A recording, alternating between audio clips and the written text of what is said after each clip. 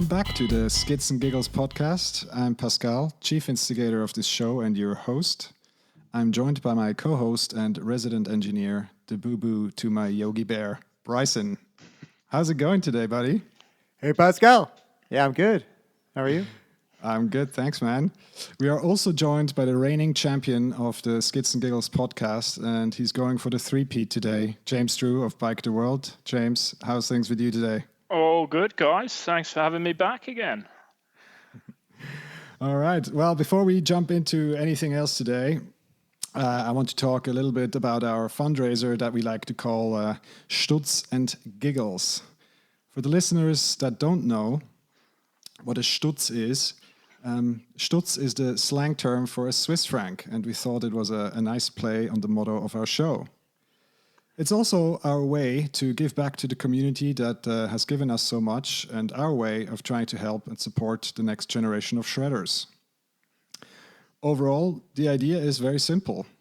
Per episode that Bryson and I record, we're putting down a minimum amount. We are also inviting all of our guests to join in, and they can decide freely how much they want to contribute. Of course, Bryson and I will match whatever number our guests are putting down as much as we can. Of course, we know that James here, he's made billions in the bike industry, so we have to be careful with talking about numbers here. What we're going to do with that money is that Bryson and I, we're going to put it in our skiddy bank, and at the end of each year, we take it out, and we will be doing at least one of the three things that we're going to talk about in a second. And in the ideal scenario, all things going really, really well, we can do a little bit of everything. The three things that we have in mind, and that's kind of ranked by our personal priorities with this idea, is number one, support a promising up-and-coming rider with the means to compete, travel, or produce some exciting content. If we fail to find a up-and-coming rider, then number two, we will support a community-based mountain bike infrastructure project, such as a new mountain bike trail or a pump track. If we fail to do that, then we will support a charity that is making a difference in the world through the power of the bicycle. There's some fantastic initiatives out there globally, but actually we have a very good example here in Switzerland. I'm not quite sure if you guys are familiar with Velafrica. What's that, I'm Pascal? not. No. Oh, okay.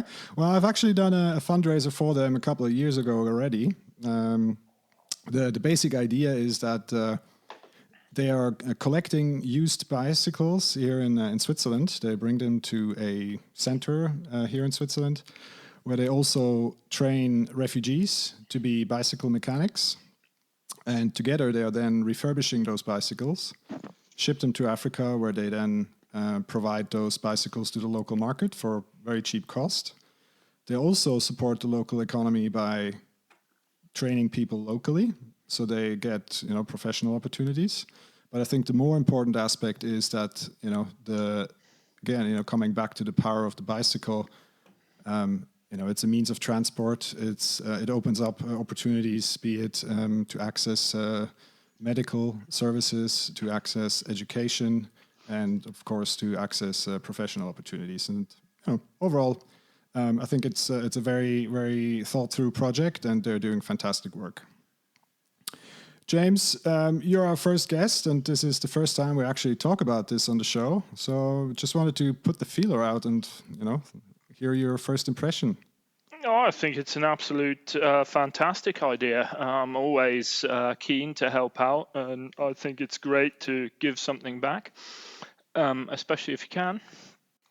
So, James, at the end of the year, we split the fund, as Pascal said. You have any idea on where you want to place your funds? Yeah, right off the top of my head, I don't. I do believe in doing something charitable. I think investing in also in local projects. I think Velo Plus does something as well, quite similar, helping refugees out with education within the industry. So I would definitely I would be more favorable towards a charitable type donation. Okay, well, thank you for that. For that insight and, of course, your support. And, both Bryson and I, we are very curious to see how far we can take this project. I think it's a great thing. And I'm keen to help, keen to be on board. Thank you. Well, for the listeners that want to help out with Stutz and Giggles, you can just head over to our website at skitsandgiggles.com and find out how you can get involved. I'll just give you a little hint here, and it may or may not involve stickers. On the website, you can also find all of our episodes and show notes, as well as all the links to subscribe to this show. At this stage, Spotify is where most of our listeners are coming from, and I think, personally, it's mostly because of the easy sharing functions to the socials. So please keep sharing our episodes on your socials and let your writing buddies know about the Skits and Giggles podcast. Speaking of the socials, you can find us on Instagram at Skits and Giggles, and now also on YouTube. Bryson, we are on the tube, man. All the memes. I know, it's so exciting.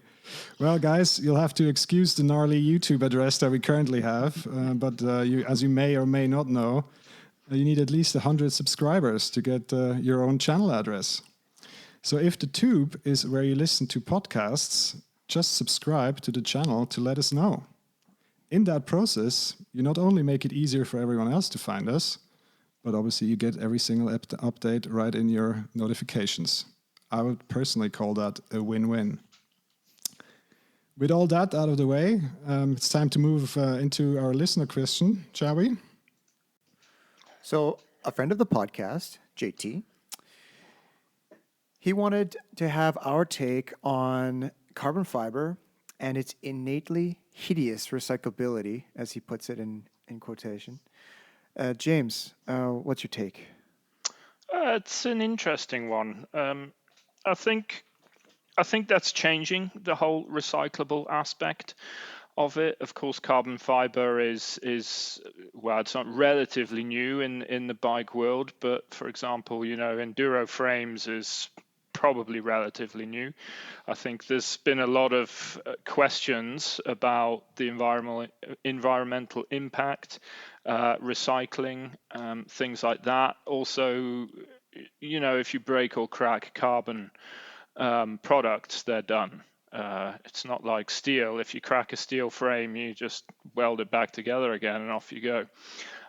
So it's a good question. I do think the technology is improving there. I know it's very expensive to recycle carbon, but it's a lot less inexpensive to produce, actually. It's a lot less inexpensive, or shall we say, it has a less of an environmental impact than mining for aluminium ore, for example. So you could argue that that kind of impact is offset due to the manufacturing process. But of course, I do believe that the more work needs to be done when it comes to figuring out how to recycle carbon. But I think there's a lot of people out there doing it. And as the technology progresses, I think it'll become easier and easier, and it will then become more of a conscious material. Yeah, there's not just carbon fiber, like a plain carbon fiber out there anymore, from year 2000. There's a whole array of different manufacturing techniques and different combinations of materials that they're doing to make it maybe more sustainable or reusable. Personally, I take the stance of having a product that's going to withstand for a longer period of time rather than repurposing it as a different part. For example, taking apart the carbon and then building a rocker link from it, or maybe some small tools or something. But that's me personally. But as you said, I do agree.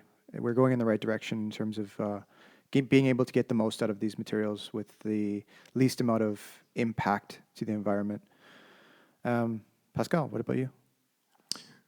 Well, yeah, I guess my personal view on this is that, at the end of the day, we touched on this already on one of the other episodes. It's a manufacturing business, whichever way you look at it. And, even if you even if you use something that grows again, like let's say you make a bike from wood, you still need to cut down a tree. But and then on the other, yes, you can regrow the tree, and in a couple of years you have the same tree again. But at the end of the day, something's got to give. As James already mentioned, clearly with aluminium, the main issue is the mining. That completely destroys land sides, and it's not an area that you want to be traveling to after they're done with mining for whatever raw materials they need for aluminium. But the flip side to that is, of course, that aluminium can be recycled if you want to. I'm not quite sure how much that is actually being done, but in theory, it's possible. With carbon fiber, of course, yes, it is, let's say, cleaner to produce. You still use, resins, etc., that you need to put the actual material together and make it into a frame or whatever else it is that you want to produce. But as we already said, the recycling is a bit questionable. Maybe to summarize, yes, there is a number of companies right now out there that are investing into recycling infrastructure. I know that Revel bikes, they're using recycled carbon for their rims, for example. I know in the US there's a number of companies that are investing in alternative ways to produce carbon fiber frames that makes them recyclable. I think Guerrilla Gravity is one of the brands. So yeah, I guess in summary, take the big picture view is like, consider your consumer choices, and to make the best decision for yourself in terms of what you need and how long you're going to use it, and what the end state is of the product that you're going to use. I was just looking around. Actually, Piga also do a recycling program, so you can send your old frame instead of just throwing it away. You can send it into them, and they will then make sure that it's disposed of or recycled properly. Okay, very good. Of course, we support initiatives like that. Mm-hmm. All right, maybe now with that discussion done, let's move on into the main part of the conversation for today.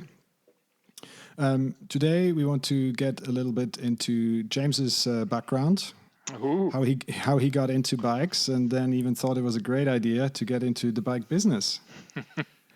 James, we already heard how you made your first $1 billion in the bike industry in episode 1. maybe let's clarify just how you got into bikes in the first place. How I got into bikes in the first place, it was actually my buddy Ian who got me into it. But this was a long time ago. I'd been able to ride bikes since I was a kid, and I used to actually mountain bike when I was quite a bit younger. Sort of around the age of 14 or something. We used to go up on the local hill and shred the local trails with my rigid fork and my cheap mountain bike, which didn't last very long. My parents weren't too pleased with me. After that, I got heavily into skateboarding, actually. I was very into winter sports as well. So in the winter, I used to snowboard, and then in summer, I used to skateboard. And I was just, in summertime, just constantly covered in holes, like my knees, my elbows, just everything. And as my career sort of progressed, I started to find, I can't always turn up to meetings, bleeding. Bleeding through your shirt. Yeah, exactly. So, I was a graphic designer at the time, actually. So I think it wasn't my only motivation, actually. But I think that was one motivation where I thought, I might try something else. And a buddy of mine, he's like, yeah, come biking with me. So I did, and we went up the Uetliberg, and rode the first edition of the Antenna Trail. Probably wasn't quite what it is today, but. From there, I'm like, this is great. Actually, I think one aspect I really liked about it was also the sort of aerobic bit as well, and climbing somewhere, and also being able to go pretty far as well. On a skateboard, you won't get very far. So with a bike, you can get pretty far.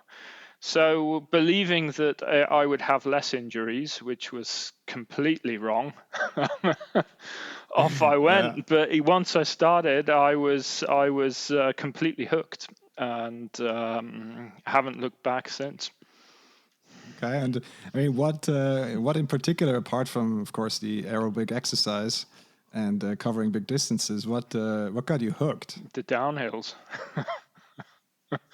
Was always the downhills, and it's fun, and riding bikes is fun.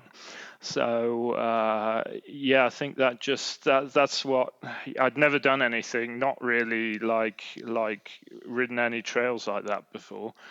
Back when I was a kid, we didn't have that. We just had a jump somewhere. So that's where it started. Okay, and when if you can describe the ratio between your bloody shirts and different scabs all over your body from skateboarding, and what's the ratio between the skateboarding scabs and mountain biking scabs? Let's put it this way: I didn't have any scabs anymore, so I had less frequent injuries, but they were way worse when they happened. So had a few broken bones. Broke my back about 12 years ago. How did that happen? I was in Nidwald and riding a trail I'd never ridden before. And we came out of the forest around this corner, and there was a 6-meter drop. I didn't know the trail. No one told me, and I just went flying out into a riverbed, and that was that. And that was that. But I had to stop for a year, but got back on the bike when I was better. Back on the horse, so to speak. There you go. And at what point did you decide that just riding a bike is not enough anymore, and you really wanted to get into the business?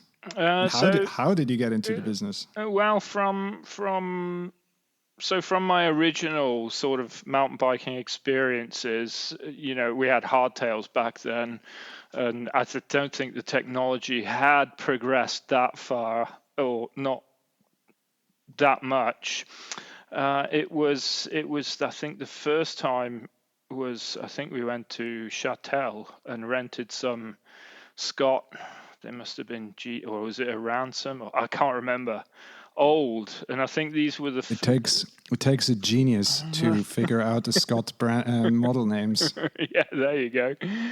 So it was then when I really got the taste for kind of bike park riding as well, and I mean that was, God, when was that?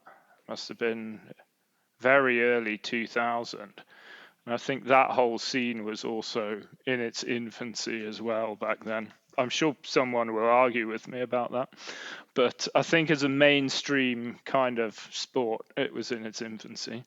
I got that, and then at that point, all I wanted was a bike like that. That's all I cared about. That's all I looked at online. That's all I thought about, and it just went crazy. And then eventually what did I got? I got a Univega, like super cheap offline, which was that's a bit sad. An interesting. Anticlimactic. I didn't have loads of cash. Anyway, I didn't have that for long, but that was the very first kind of free ride bike. And then I got a Kona Stinky. Bought the frame only, built it all up, realized that's a very, very expensive way to go about getting a bike. I was so into it, and I realized Kona had its European office pretty much across from the street from where I was living, about 50 meters away. And so I applied for a job. They said yes. And that's how it happened. And that's how I got into the bike industry. Oh, sweet. Yeah. And what was your first job? Was it just like, some kind of a marketing manager or Just other jack function? of all trades, pretty much. So that means bringing the coffees. Not quite. No, I was a salesman to start with, but I did also do quite a bit of graphic work and IT stuff as well in the office where I could. But primarily, I worked in sales. Okay, so not much different from what you do today with Bike the World. Oh, that is correct. That is correct. Actually, I started Bike the World while I was there. That was Did Kona know about that? probably. So yeah, I was looking for, because I love customizing my bikes. I like as people have probably heard from the first. I think it was the first episode. I think aesthetics are important. I'm not scared to say it. And so yeah, I loved pimping my bike up. I had access to lots of different frames, bikes. So yeah, I really enjoyed, putting nice components on there, making them look good.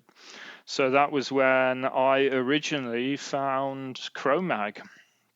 I was browsing through, the different media at the time and looking what's new and hot. And then I had the idea of, increasing my involvement in the industry and asked if I could distribute their brand. And they said yes. There you go. So off I went. So yeah, I did. I worked a full-time job and did distribution for a number of years actually. After Kona, I went to work for Trek. And then at Trek, things started to get quite serious with my business. So that's when I decided to actually go and work or go and get a job which didn't directly conflict what I was doing as a full-time job as well. So I went to work for a marketing company who weren't very interested what I was doing on the side, as it had nothing to really do with their business or anything that was going on. And yeah, slowly I started to realize I'm having less and less time for what I'm doing at work and more time on the business, especially because I started to expand. I started to take in some new brands. I have quite a lot of brands now, more than one anyway. Not only So Chromac. yeah, so that was the decision. Then I took the decision to stop completely. Oh, I didn't actually stop completely. I started working part-time. So I worked on like a freelance basis, should we say. So I still had that security if I needed it. But I could decide how much I wanted to work and how much I didn't. So yeah. Okay. So. What I guess then that's the natural follow-on question to that is, when did you decide to go all in, put all your chips on black, so to speak, because we know black is the fastest, so therefore the natural choice. It is. It wasn't so long ago, actually. It was November 2018. Oh wow, I didn't realize it was so recent. Yeah, it was quite recent. Yeah, up until then, I was actually the company I was working for, I think, got a bit fed up of me constantly saying, no, I haven't got any time. I'm too busy to work. So they're like, yeah, sorry, James. And yeah, that was good. I mean, it's a hard step to take, actually. It's risky. I mean, I have a family. And thankfully, my wife works full time as well. So we always have that fallback just in case things go really, really down the drain. But it's a really hard step to take. But I'm super glad I took it. Okay, what were your main, so let's say the highlights so far of that time since you went full time?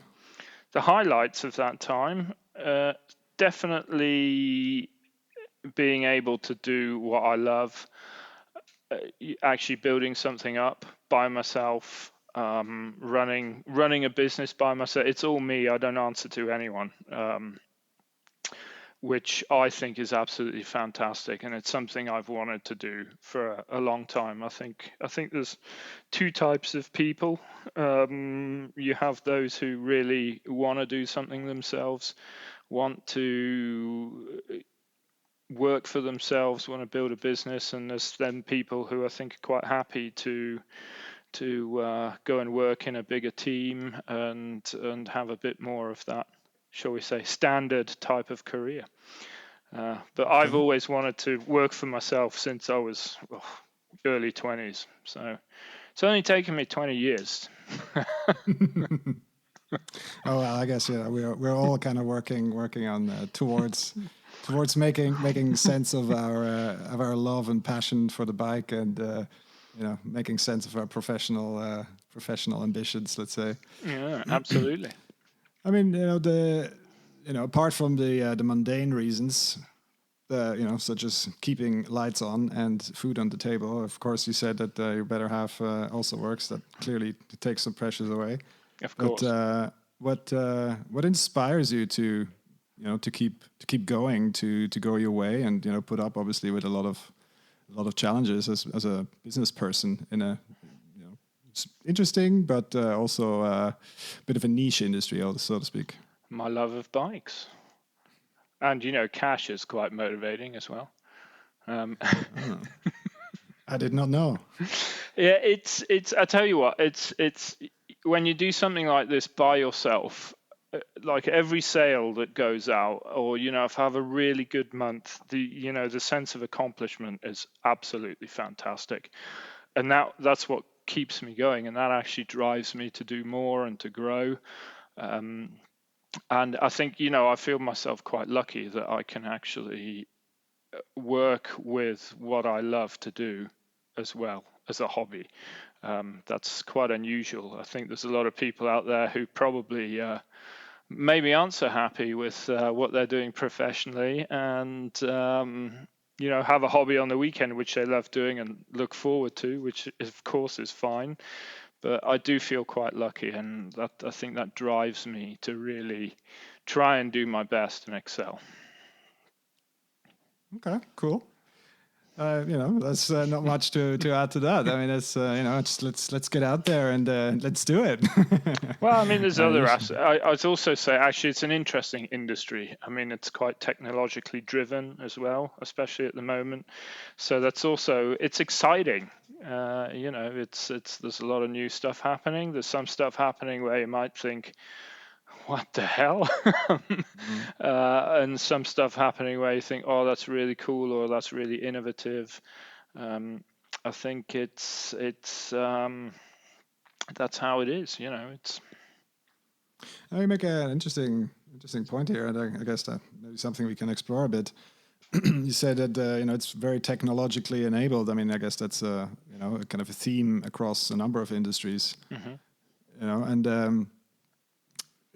if you take that technological enablement from today's industry, let's say, or where the industry is today, and think back over your the time that you've spent in it, but apart from technology, what has changed the most? Would you actually been able to do what you do today, let's say in 2000 or even before? How do you mean? Well, let's think about what we have today is obviously everything is electronic. You can do a lot of as a one man show. You can do a lot of stuff basically from your phone, from having a web shop to marketing to answering your emails to whatever it is. So basically, you can do your job from your phone. Whereas, let's say at the end of the 90s, early 2000s, internet was mostly in its infancy. Was supply chains were looking very different than they look today, and obviously the role of let's say a sales or of a product manager or whatever it is was looking very different at the time. So I was just wondering what is the biggest change that you've seen over over that time. Aha. Okay. Yeah. Well, I'm sure actually marketing. We're back on marketing. That's a big one. I mean, yeah, It's a social theme. media and this whole. I mean, yeah, that's quite new. Yeah, compared to when I started. I think we did used to post stuff on Facebook, but it wasn't really used as an advertising tool. It was just, hey, look at us, look how cool we are.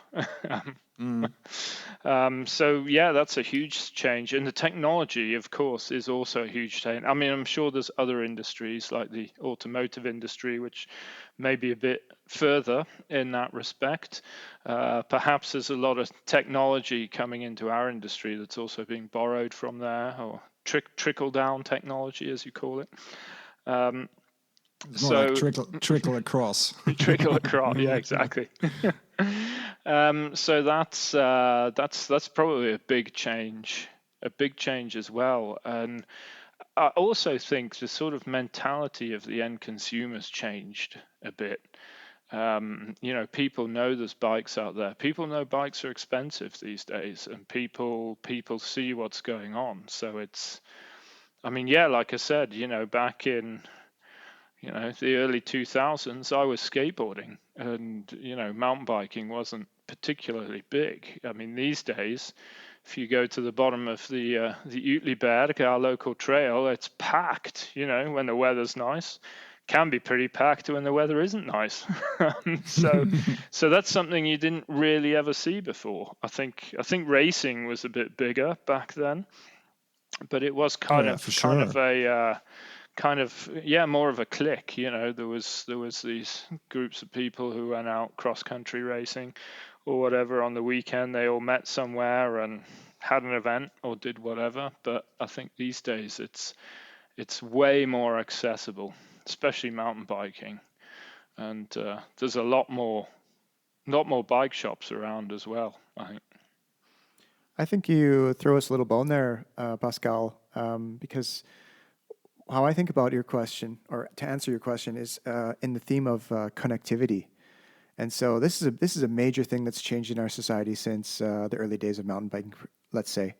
So, when I started mountain biking in early 2000s, I would have to go to a bike shop, pick up a magazine or pick up a catalog, browse through it, ask questions to the shop guy who sometimes might have been a little too sarcastic, and try to figure things out from there. And then internet came on board, and you could go to, let's say, Kona website or whatever and see the specs. But now it's you just swipe and swipe and swipe, and you have all of that at your fingertips. And as James says, it plays into the marketing, but it also plays into how we connect with each other about, oh, I didn't like my fork, or this frame cracked, and you can just take a picture and send an email instantly. Um, James says, how is that kind of new connectivity played a role in your business? Well, it's a huge positive factor actually in my business because I'm a small business as well. So I can use that as an opportunity, like to 100%. Well, maybe not 100%. I mean, there's always going to be negative aspects to the internet. Um, but yeah, it's huge. It makes my life easier.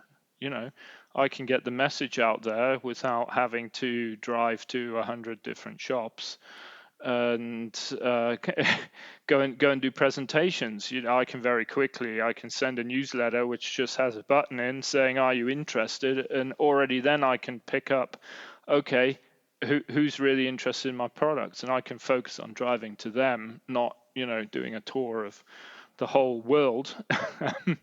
So it's definitely time saving. It's definitely makes my life much easier. You can target people a lot easier now than you used to be able to. Yeah, and this convenience is definitely the trend that's happening with this connectivity. It's allowing us all to be connected easier, allowing us to do things easier, quicker, and yeah, I think it's our society has benefited in some ways, but in other ways we've lost touch with some other things. But we can get into that topic a little bit later. That's a topic for a different episode entirely. Um, Maybe let's focus back a little bit on you personally, and you already mentioned that you're a family man, and obviously that's also a topic that I'm kind of interested in as a family man myself. Is the whole question around and the kids and how you get your own kids and family stoked on bikes the same way as you are. I mean, obviously we've covered your need for alone time already before. I don't want to go too far into that, but how are you approaching the topic with your kids? Oh, that is an interesting one. All my kids have bikes. They have quite nice bikes as well. I didn't go all out and spend thousands and thousands of bucks on them, because it is a kid's bike. They do trash them. They do leave them around unlocked. So they grow. Yeah, they grow. Oh, I had a not a bad solution for that one, actually. But yeah, I got them quite nice bikes. So good stuff, fun to ride, easy brakes to use. I didn't go for the cheapest I possibly could. They all had nice bikes. One thing I have also done is tried to not push them too hard. I love biking, but I do fear if I make them ride every day with me up and they don't enjoy it, at some point they're just going to hate it. So I kind of try to let them find their own way, let them figure out what they want to do, where they want to ride. I will always show them. I mean, it was great last summer. I had, my boys. I got 3 boys, by the way. And five of their friends, I managed to get them to cycle up all the way to the top of the Uetliberg. And that was from the ages of 10 to 6. And what was amazing was, I mean, it took us a long time and there was a lot of breaks and I had to take a lot of candy with me. But what was absolutely amazing is that they all just did it. There was not one single complaint. When they saw everyone was doing it, they all just went along. And so for me that day, I'm like, okay, they learned one thing today. The community aspect of biking or mountain biking is definitely fun, and when we got to the top, they all got a treat, and absolutely fabulous. The other thing I like to do is kind of just go out with them on a Saturday afternoon around the village and just jump around a bit, just ride down some stairs, just stupid stuff, and they love doing that. And then leave it up to them. Okay. Well, yeah, I mean, you make you make obviously a number of very interesting points, which I want to take up and comment on. I mean, yes, the power of candy is real. So that's pro tip from two bike dads. Always have gummy bears in your pocket and plasters. And plasters, and of course. Enough water. That too. But it's also interesting. I mean, speaking of the getting a treat at the top, it is fascinating, and my kids are exactly the same. Is how you can say like, okay, let's go to this.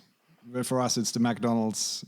3 villages over from us. It's like, hey, look, let's go to McDonald's for lunch, and it's like a 25-kilometer out and back ride for them, and it's actually absolutely no problem. And, it's the first time we did it, my kids were like 5 and 4. Oh, I haven't tried that one. But yeah, I mean the power of treats and the proverbial carrot and the stick is fascinating how that works in real life. Certainly with ice cream, chocolates, and as we said, candy. Exactly. The other very interesting or important point you make is the focus on giving them the proper tools to have fun. I mean, again, I've made exactly the same experience. If you want to name a brand, and of course, I think what the Early Rider does is fantastic. Absolutely. It's very, very kid specific. So that starts with the brakes. It goes to kids appropriately sized kids pedals and saddles, and all the contact points are dialed. And so yeah, I mean that makes a huge difference if you use a dedicated kids bike. The issue with let's say, without naming names, using one of the main brands that treat kids' bikes as an afterthought. Just slap some BMX parts on it that are not necessarily designed for kids, and that are heavy. So I remember the first bike we got for our firstborn, and that was 12 kilos, and it coaster brakes, the full deal. And that's just not fun when you're 15 kilos yourself. Yeah. And then we got the first early rider, which, the one with the belt drive, and that weighs like 5.5 kilos, and that's just a completely different world. And both of them were changed little persons in terms of bikes after that experience. Yeah, we've always had early rider. Apart from my oldest now, he. So I thought long and hard about his bike. He got it's actually a, shall we say, dirt jump slash kind of enduro bike. So a mountain bike. Yeah, well, you can run up to 140 mil suspension in it, but it is quite dirt type frame. It's a low slung frame. Definitely dirt geometry, but you can up the travel in it from, I think they said anywhere between 100 and 140 millimeters of travel. So I went for 120 with him. What I insist on is that they ride hardtails. No full suspension, not yet. They will of course be allowed to have a full suspension, but to do that, when they have to buy their own. Yeah, exactly. Well, no, I think up to a point you have to buy them. I'm not sure you'll get away with them buying them. We could start with hand-me-down stinkies. Yeah, exactly. First of all, I said, hey, you got a hardtail now, because I have a few friends who give their kids like full suspension bikes, and they're like, why hardtails? And I'm like, first of all, it'll improve their riding. It'll make them technically better, and if they really, really want to get into it, and they're shredding the hardtail like crazy, you're going to see that, and then you're going to know, okay, if I get this kid a full suspension bike now, they're going to take off. They're gonna love it. And I said that's the big motivator for me, buying a quite expensive full suspension a nice bike for a kid that then doesn't really use it or isn't very interested in it is a bit of a waste of money, probably. And then of course you have the growing aspect, which you mentioned before.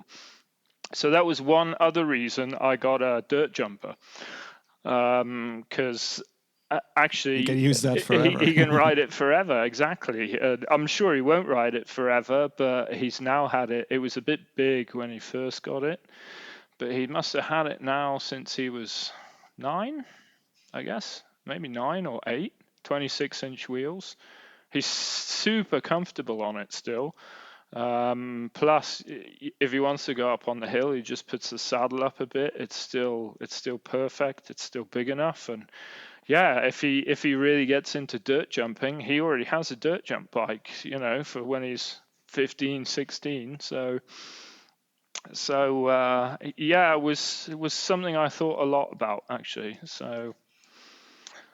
Absolutely, bringing it back to the carrot and the stick, right? So it's always kind of having that carrot dangling in front of them. It's the same with suspension. I've been relatively defensive on purchasing any suspended front suspension for the kids' bikes. But I think we made a deal that a Fox sticker is almost as good as having the same forks as Daddy. So far, I could. So far, we could placate him with that. I wonder if that would work for me. You should try. Maybe you should get a very Gucci suspension brand sticker or something, and then Erleen. Exactly, Erleen stickers. And then, can't you feel it? It's like super suspended. It's just mega stiff. That's how I like exactly. But yeah, so far that worked. But the pressure is increasing. That certainly the younger one, he wants to have some suspension so he can go much faster. Of course. Well, suspension is fun. Let it be known, I'm a very big fan of both of your families. And I do enjoy the wisdom that you are laying down right now about that and getting them into writing. But let's flip it up or flip it back to James. We've written together quite a bit and for quite a while since I've arrived in Switzerland, anyways. And but I want you to let the listeners know when you do have a chance to get out for a quick ride by yourself, just a quick loop or whatever you want to call it. Where do you mostly find yourself? In my backyard, pretty much. So yeah, we just live just underneath the Uetliberg. So if I just want to go for a quick loop, a quick ride, I'll just head up there. I mean, it's very. I'm very. My location is very ideal for that because there's an access to quite a number of trails around here. That's definitely where. Yeah, I mean, if I don't need to drive anywhere, if I can just put my kit on, go into the garage, grab my bike, and realize I forgot my water bottle, run back upstairs quick. That normally happens, and yeah, just head straight out. And that's what I love. That's the beauty of Switzerland as well. You can just go ride. You don't need to go anywhere. Would not be my favorite spot though. What Okay. would be your favorite spot? I'm not going to tell you that. That's a One of secret. the not secret ones. All of my favorite spots are secret. No, there's a great one that you guys both know as well in Canton Schwyz that I love. It's not exactly legal, so we probably shouldn't talk about it too much. But I But think it's super. like that for an after work ride, or on that day when you're like, I really want to go and shred, or if you're pissed off and it just pops into your head, and it's about 35-40 minute drive, and you're like, I normally wrote to Bryson, you in? Yep, let's go. And that's great, and I love doing that. And it's it's what, an hour and a half loop. Yeah. So 500 meters up. yeah, there you go. It's not very high, but it's just epic on the way down. It's just absolutely fantastic. Okay, well, I mean, maybe for the listener to illustrate, I've been taken to this secret spot at the back end of last year, and it's the archetypical, classic, janky old hiking trail, root infested, slippery as, and yeah, but it's just a fantastic time. We're going twice. We were hooting and hollering, and we actually just posted it recently on our Instagram. So if you want to check that out to get a little impression. But yeah, no, it's definitely one. It's gone in right on the top of my favorite spots around here. That's for sure. Nice. Yeah, we should Hey. go. We should go this afternoon. Let's do it. Hey, Clear the schedule. I'm in. Well, there's probably going to be a bit of snow now. Might not be that much fun. let's throw another scenario out there. After a long day of riding, maybe at your favorite destination or another spot where you really favor, what's your favorite local snack? What do you like to have? Well, when I'm finished, Exactly. a beer. And when you have to drive afterwards. You're allowed to drink one here and still drive.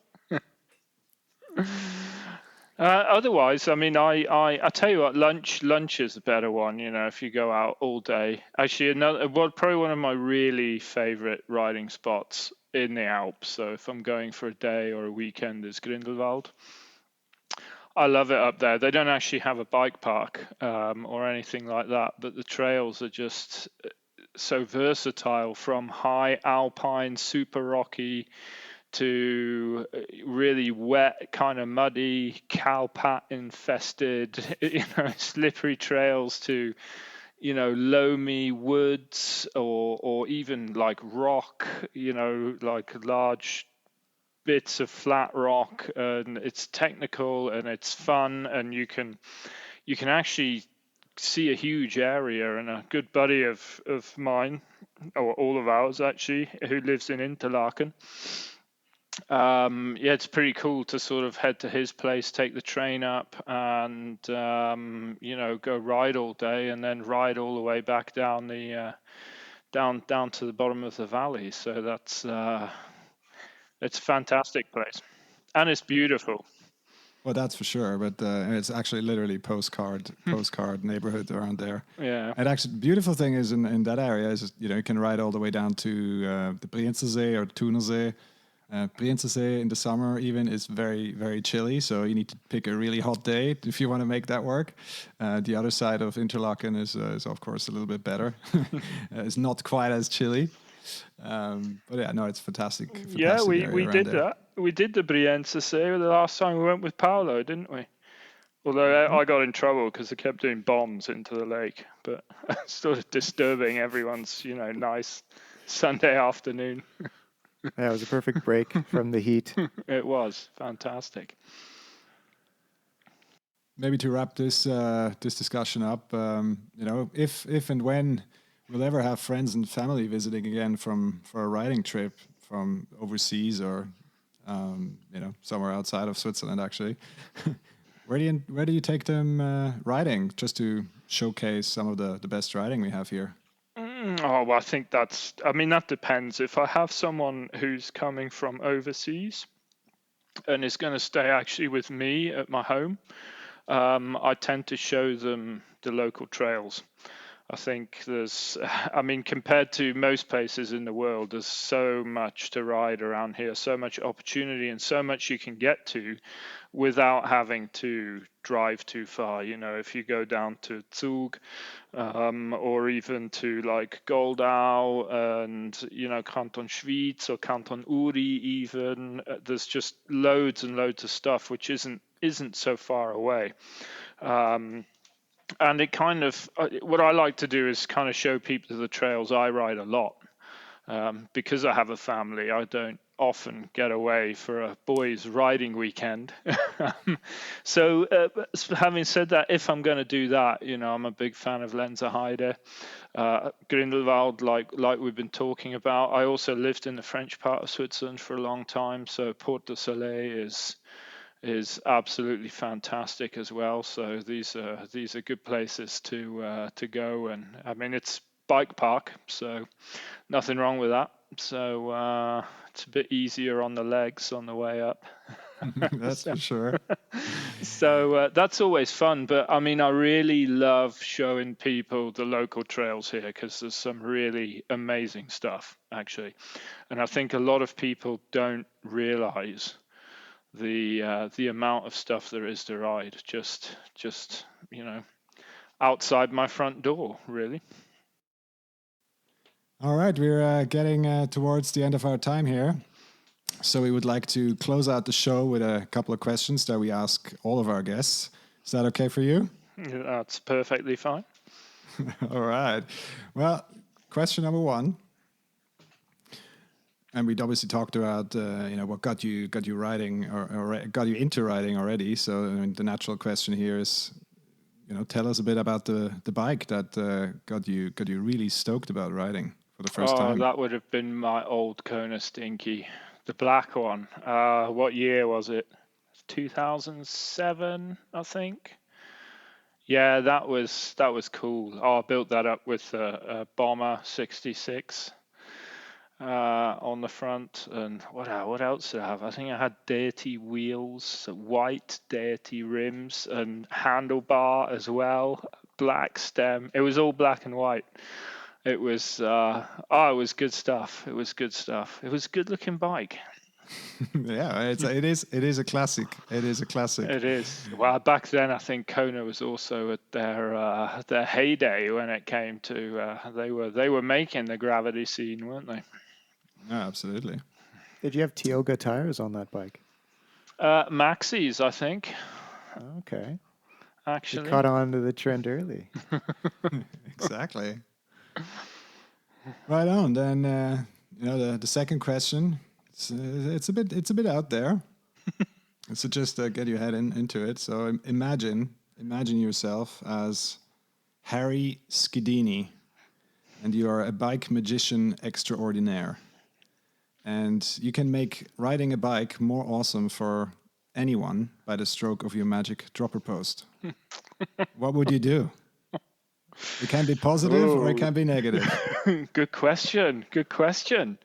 I mean, first off, just make sure they're riding all of my brands. That's that's what I want. Bing. As soon as that happens, they're happy. My bank account is happy. Off we call go. that, in my industry, we call that talking your own book. Well, there you go. That's probably a more nicer phrase of what I'm actually doing.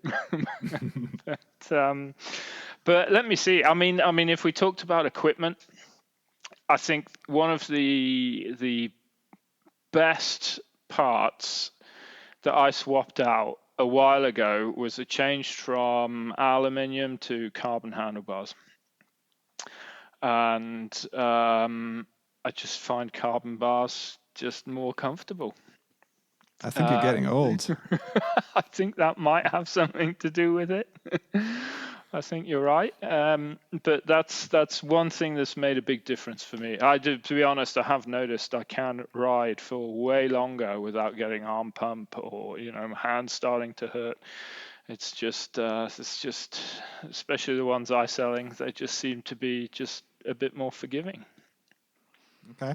Have you experimented with grips? Because that's one of my current experiments. Is after riding lock-on grips for the last 2 or 3 years, I'm going back to slide-on, so like without any lock-on sleeve. With the theory being that obviously you have a lot more rubber material between your hand and the handlebars. I have you tried out with that? experimented with all of the grips that I sell, actually, which makes a huge difference, actually, from hand size to hand shape to all kinds of stuff. And I find grips is super personal thing, actually. So yeah, it does make sense to have the right grips. However, I have not tried any purely slide-on grips yet. I always have lock-on or half lock-on. So I might take you up on. I might give that a go. Actually, I might take your advice here and try that out. I'm going full moto now. So like with full wire and everything. Oh, nice. Okay, from one personal question to the next. Now I want you to think real deep here. Maybe even close your eyes to conjure up a real deep answer. It's very important. So, what makes a great skid? I don't know if I want to go that deep. I might move past biking.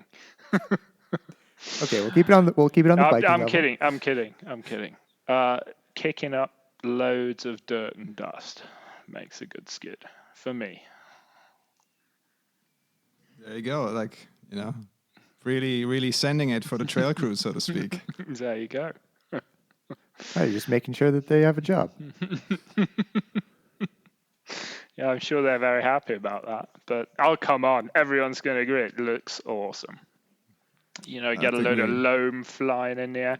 I tell you what, I think it comes from snowboarding slightly. Riding powder, and just getting in that turn and just send a load of snow just flying away. Everyone loves to see a picture of that, see a video of that, and everyone loves doing that.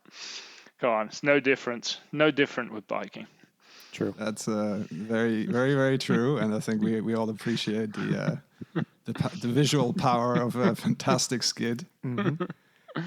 I mean, on that, I think on that positive note, I think we close it out. Maybe James, just for the third time, repeat again. Just if people have questions, about Bike the World, about your brands, how can they find you? How can they reach out to you? A website is biketheworld.ch. There's a contact form on the site. If you have any questions, feel free to get in touch with me.